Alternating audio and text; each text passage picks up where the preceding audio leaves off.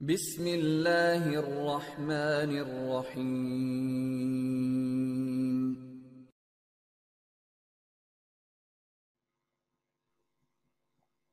Hello student, welcome to a class sir Imran account की class.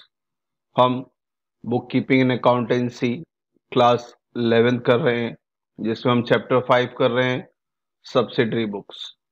Subsidiary book के अंदर हमने सिंपल कॉलम कैश बुक इसके पहले बनाया था, जिसका आपको वीडियो यहाँ देखो ऊपर आई बटन आएगा, वहाँ पे भी मिल जाएगा और नीचे डिस्क्रिप्शन में सारे वीडियो के लिंक है, वहाँ से आप चेक करें।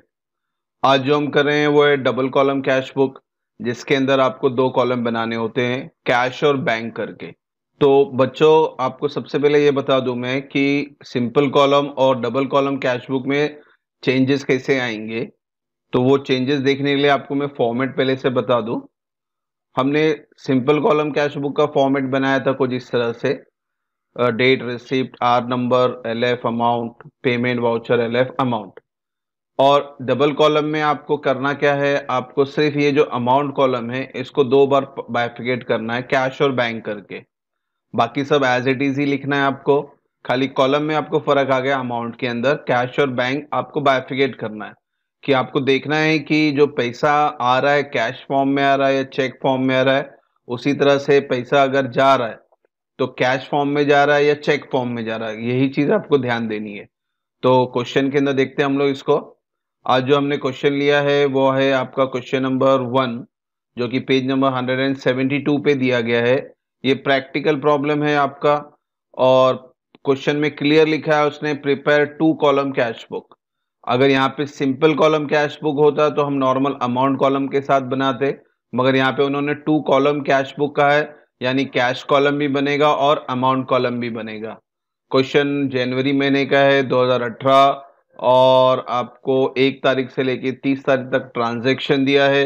ये ट्रांजैक्शन को किस तरह से हम कैश बुक में करते हैं, इसको हम सोल्यूशन में देखते हैं। तो चलते हैं हमारे फॉर्मेट की तरफ। तो ये देखो, फॉर्मेट मैंने ऑलरेडी बना के रखा है। In the books of owner का नाम नहीं दिया, इसलिए डैश, फिर कैश बुक, डेबिट और credit, date, receipt, R number, LF, cash और बैंक कॉलम। ये 2 कॉलम बनाना आपको। सिंपल में हम यहाँ पे सिर्फ एक ही कॉलम अमाउंट कॉलम बनाते थे। डेट, फिर पेमेंट है, वाउचर नंबर, एलएफ, कैश और बैंक। सेम डेबिट में जो बनाया वही क्रेडिट में, सिर्फ याद रखिए रिसिप्ट और आर नंबर, पेमेंट और वाउचर नंबर, यही फर्क है आपका। क्वेश्चन ले लेते पहले। यहाँ पे देखो नीचे क्वेश्चन लिया है मैंने फिर से। तो जो क्वेश्चन आपको दिखाया मैंने वही क्वेश्चन है। जनवरी 18, पहले हम महीना और साल लिख लेते हैं। जनवरी 18, जनवरी 18, ठीक है। फिर ट्रांजेक्शन पढ़ना चालू करेंगे।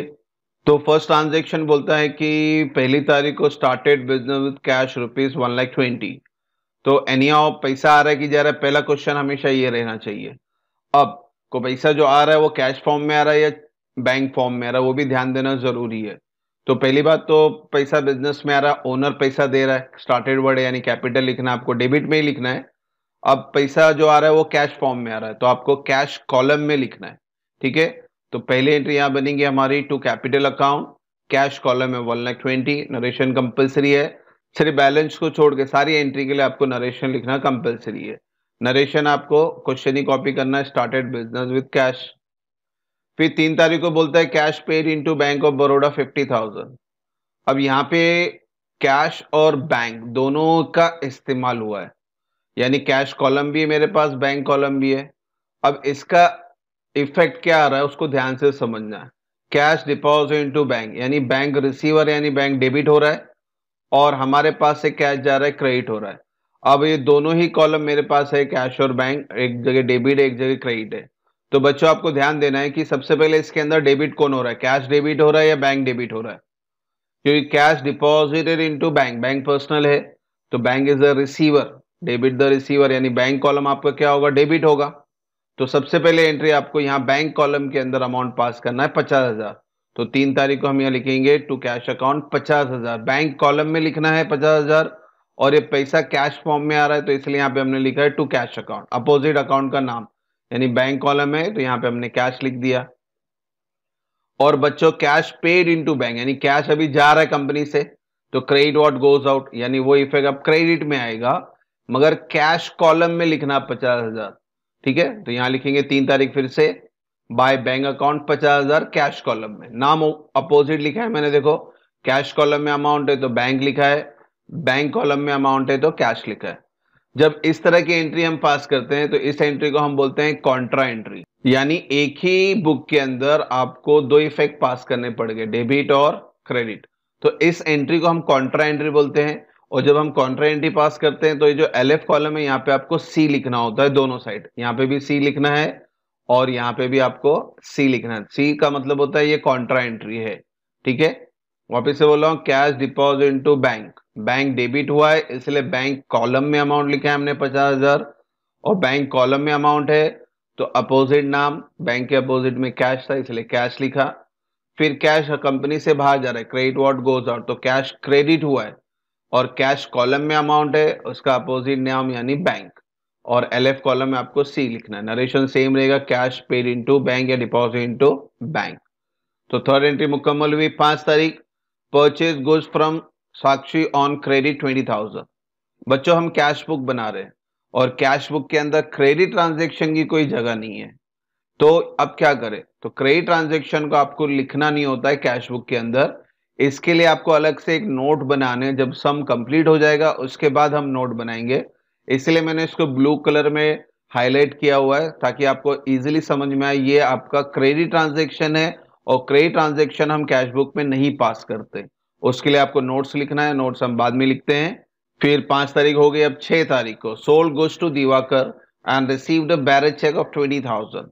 अब यहाँ पे हम गुड्स तो बेच रहे हैं दिवाकर को और हमें जो पैसा मिल रहा है वो बैरर चेक में मिल रहा है।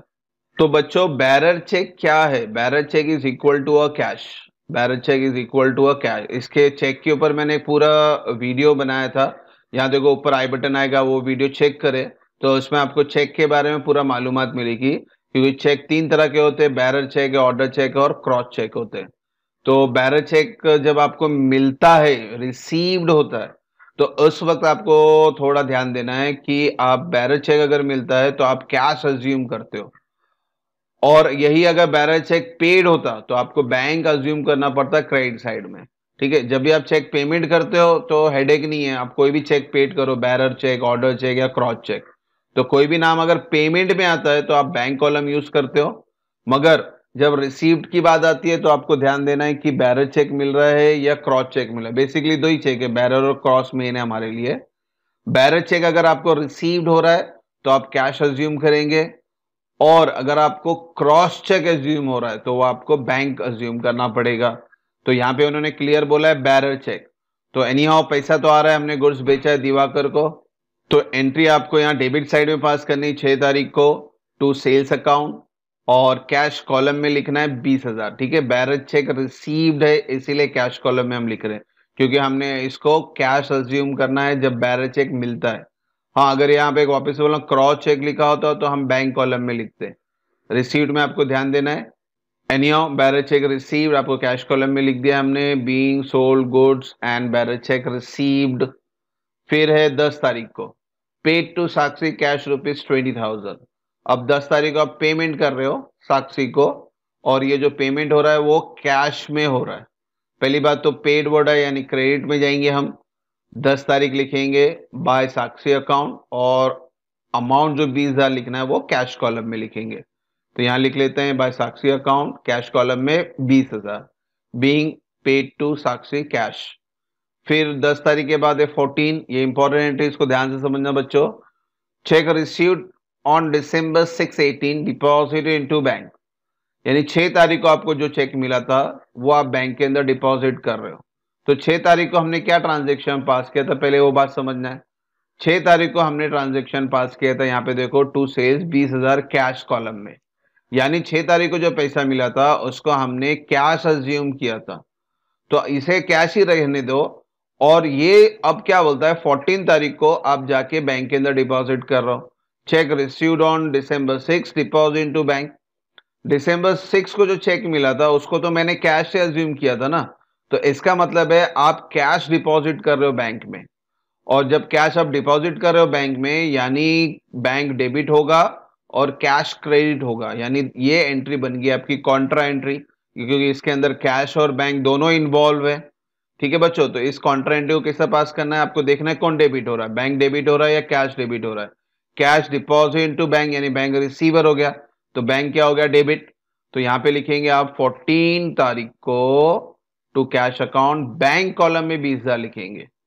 ठीक है, 6 तारीख को जो पैसा मिला था 20,000, वो अब जाके बैंक में आप डिपॉजिट कर रहे हो। और मैंने क्या बोला, अज्यूम क्या करना है आपको, कैश ही अज्यूम करना है, क्योंकि 6 तारीख को हमने 20,000 कहां लिखा है, कैश कॉलम में। तो आप 14 तारीख को कैश डिपॉजिट कर रहे हो बैंक में, यानी आप बैंक कॉलम में लिख दिया 20,000 और पर्टिकुलर में अपोजिट नाम यानी कैश।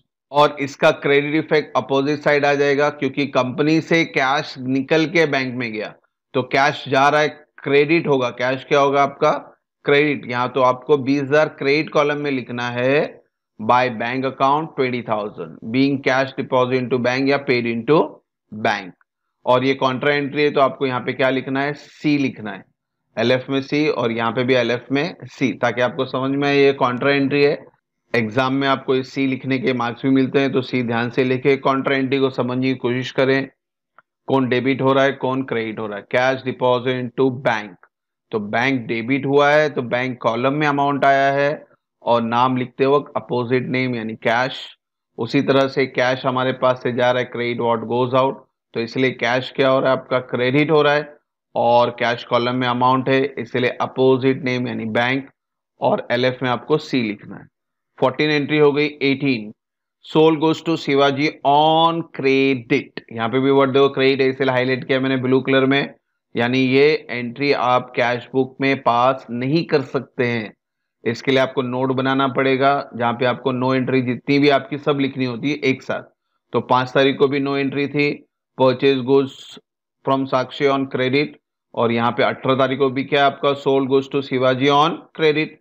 तो क्रेडिट की एंट्री तो पास नहीं करते, इसको छोड़ देते हैं। 20 तारीख को cartage paid in cash 500, cartage आप पेड करो, आपका एक्सपेंस है, पैसा जा रहा है, इसमें हमारे लिए पैसा इंपॉर्टेंट है, पैसा आ रहा है या जा रहा है। तो कार्टेज यानी आपका नॉमिनल एंट्री एक्सपेंस है ये हमारी कंपनी का, तो आप पेमेंट कर रहे हो तो पैसा जा रहा है, क्रेडिट व्हाट गोज आउट। तो 20 तारीख को आप क्रेडिट साइड लिखेंगे बाय कार्टेज, और उसने पेमेंट क्लियर बोला था कैश में, तो आप कैश कॉलम में 500 रुपया लिखेंगे। फिर 22 तारीख को received cash from Shivaji 12,000, received word आ रहा है यानी पैसा आ रहा है, और क्लियर बोला उसने कैश ही आ रहा है, और कौन दे रहा बंदा आपको, शिवाजी। ठीक है, पैसा आ रहा है, पहली बात तो डेबिट होगा, और किसने पैसा दिया, शिवाजी, तो यहां लिखते हैं 22 तारीख को टू शिवाजी अकाउंट, और कैश कॉलम में लिखना 12,000, क्लियर वर्ड बोला उसने, 12 कैश में मिल रहा है 12,000, तो आप कैश कॉलम में ही लिखेंगे 12,000। तो 22 एंट्री मुकम्मल हुई। 27 कमीशन रिसीव्ड, वापिस से देखो पैसा आ रहा है, कमीशन फॉर्म में आ रहा है, डेबिट साइड लिखेंगे। अब यहाँ पे कोई स्पेसिफिकेशन नहीं दिया है कि कैश में मिल रहा है या चेक में मिल रहा है, तो इंफॉर्मेशन नहीं है, तो आपको कैश ही अज्यूम करना है। तो 27 तारीख को लिखेंगे to commission account, cash column में 5,000 बीइंग रिसीव्ड कमीशन। नरेशन सबके लिए लिखना है, क्वेश्चन ही कॉपी करना है, ज्यादा हेडेक मत दो नरेशन का, मगर लिखना जरूरी है। फिर 30 तारीख को due cash for personal use 2,000, अब ओनर ने कंपनी से पैसा निकाल रहा है, क्रेडिट व्हाट गोज आउट, और ये जो पैसा निकाल रहा है कैश फॉर्म में निकाल रहा है। तो पहली बात तो पर्सनल यूज है तो आप ड्राइंग बोलोगे, तो 30 तारीख को बाय ड्राइंग अकाउंट, और उन्होंने स्पेसिफाइड किया कैश ही निकाल रहा है, तो कैश कॉलम में 2,000 लिख देना आपको। तो बच्चों ये एंट्री हमारी मुकम्मल हुई, क्वेश्चन कंप्लीट किया हमने। अब क्लोज करने जाते हैं, तो सबसे पहले आपको कैश कॉलम क्लोज करना है, कैश का आपका डेबिट का टोटल और कैश का आपका क्रेडिट का टोटल। तो डेबिट का टोटल आता है आपका 1,57,000, आपका डेबिट बड़ा है इसलिए मैंने डेबिट का टोटल दोनों साइड लिख दिया। इस 1,57,000 में से आपको आपका क्रेडिट का टोटल माइनस करना है। क्रेडिट का टोटल कितना आता है, 92,500। सो 92,500 में से आप 157 माइनस कर दें तो बैलेंस हमेशा लोअर साइड आता है, और बैलेंस 64,500 आ गया आपका। बैलेंस महीने के आखिरी तारीख, जनवरी का आखिरी तारीख 31st, by balance carry down, और हर कैरी डाउन को आप क्या करते हो, brought down on opposite side. और जनवरी के बाद अगला महीना शुरू होता है, अगला महीना क्या है आपका बच्चों, Feb first, to balance brought down 64,500। तो आपको एक एक कॉलम पहले क्लोज करना है। तो पहले मैंने देखो कैश का डेबिट का टोटल किया, वो बड़ा था तो मैंने दोनों साइड लिख दिया, और इस डेबिट के टोटल से मैंने क्रेडिट का टोटल जो किया आया था 92,500 उसको माइनस किया, तो 157 में से 92,500 माइनस किया तो बैलेंस आया 64,500। Balance always on lower side, credit lower है तो मैंने लोअर में लिख दिया। और बैलेंस हमेशा महीने की आखिरी तारीख 31 रहता है और कैरिड डाउन कहते हैं हम उसे, और कैरिड डाउन को आपको क्या करना पड़ता है, ब्रॉड डाउन। अब इसी तरह से बैंक कॉलम भी क्लोज कर लेते हैं। बैंक का डेबिट है 70,000 और क्रेडिट में कुछ भी नहीं है, यानी डेबिट टोटल ही बड़ा है तो 70,000 दोनों साइड लिख देते हैं हम लोग, और माइनस करने के लिए कुछ भी नहीं है यानी जीरो। तो 70,000 माइनस जीरो, बैलेंस कितना है, 70,000 ही आया। और इसको भी बाय बैलेंस कैरिड डाउन के सामने लिख देंगे आप 70,000। अलग से इसको बैलेंस लिखने की जरूरत नहीं है, एक ही बार आपने जो बैलेंस कैरिड डाउन लिखा है उसी के सामने आप लिख दे 70,000। और ये भी कैरिड डाउन है तो इसको भी क्या करना पड़ेगा आपको, ब्रॉड डाउन अपोजिट साइड 70,000, तो यहाँ पे भी हमने लिख दिया। तो इस तरह से आपने पूरा सम कंप्लीट कर लिया है, कैश बुक क्लोज कर दिया है। अब बच्चों आपको ये जो 5 तारीख और ये 18 तारीख का है इसके लिए नो एंट्री भी पास करनी है, नोट लिखना है आपको इसके ऊपर। तो 5 तारीख आपका परचेज गुड्स था उधार पे, और 18 तारीख को सोल्ड गुड्स था वो भी उधार पे। तो सम होने के बाद इसी के नीचे आप नोट्स लिखे, तो ये क्वेश्चन हटा देता हूं मैं। तो यहाँ नोट लिखते हैं, नोट नंबर 1 आपका 5 तारीख था, transaction dated 5 Jan is of credit purchase of goods so it is not recorded in cash book। और फिर नो एंट्री 18 तारीख को थी, वो सेल्स की थी। तो सेकेंड नो एंट्री आपकी transaction dated 18 Jan is of credit sales of good so it is not recorded in cash book. Note लिखना कंपलसरी है, एक एक मार्क मिलता है आपको नोट्स के ऊपर भी। तो इस तरह से हमने आज डबल कॉलम कैश बुक का पहला सम कंप्लीट किया। और इसके अंदर आपका सबसे जो इंपॉर्टेंट पार्ट था, बैरर चेक रिसीव्ड। ठीक है, तो जब भी चेक नॉर्मली मिलता है उसको हम कैश ही एज्यूम करते हैं, और बैरर चेक नाम दिया है तो भी आपको कैश एज्यूम करना है। हाँ, अगर इसके जगह पे क्रॉस चेक बोलता तो आपको फिर ये 20,000 बैंक कॉलम में लिखना पड़ता। ठीक है, तो एनीहाउ बैरर चेक बोला था इसलिए मैंने एज्यूम किया इसको कैश, और फिर यही कैश को आपने 14 को जाके बैंक के अंदर डिपॉजिट कर दिया, तो यही कैश बैंक में चले गया। और जब कैश और बैंक एक साथ आ जाए उसे हम कॉन्ट्रा एंट्री बोलते हैं, और जहां भी कॉन्ट्रा एंट्री रहेगी वहां वहां आप सी लिख दें। ये आपका कंपलसरी भी है और सामने वाले को समझ में भी आता है। तो इस तरह से आज हमने double column cash book complete किया नोट के साथ। अगर क्रेडिट ट्रांजेक्शन आता है तो आप कैश बुक में पास ना करें, उसके लिए नोट्स बनाए। होप सो यहाँ तक कोई डाउट ना हो। Thank you for watching the video, God bless you.